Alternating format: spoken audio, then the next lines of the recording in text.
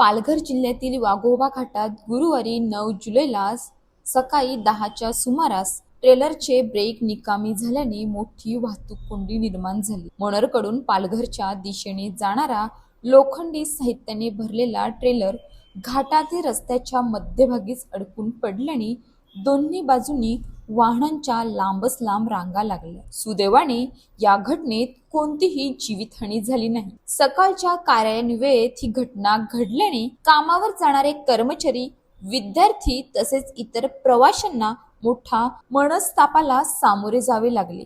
घाट मार्ग अरुंद असल्याने काही काळ वाहतूक पूर्णपणे विस्कळीत झाली होती। अनेक जड वाहने आणि चारचाकी वाहनांना घाटातच थांबून राहावे लागले। घटनेची माहिती मिळताच पालघर पोलीस ठाण्याचे PSI कराटे, पोलीस शिपाई देशमुख आणि पोलीस नाईक मोहन मुंडे यांनी तात्काळ घटनास्थळी धाव घेतली। पोलिसांनी वाहतूक नियंत्रणासह ट्रेलर बाजूला करण्यासाठी प्रयत्न सुरू केले।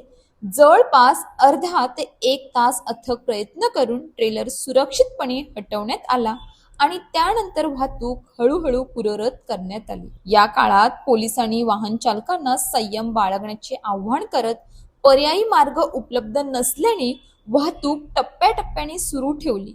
पोलिसांच्या तत्परतेमुळे संभाव्य मोठा अपघात टळला आणि वाहतूक पुन्हा सुरळीत झाली। वाघोबा घाटासारख्या धोकादायक मार्गावर जड वाहनांची नियमित तांत्रिक तपासणी, विशिष्ट ब्रेक यंत्रणेची पाहणी करणे अत्यावश्यक आहे।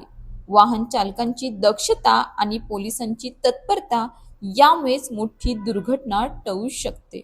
अशाच ताज्या बातम्यांसाठी आमच्या न्यूज पोलीस रिपोर्टर चॅनलला लगेच सबस्क्राईब करा आणि बेल आयकॉन दाबायला विसरू नका।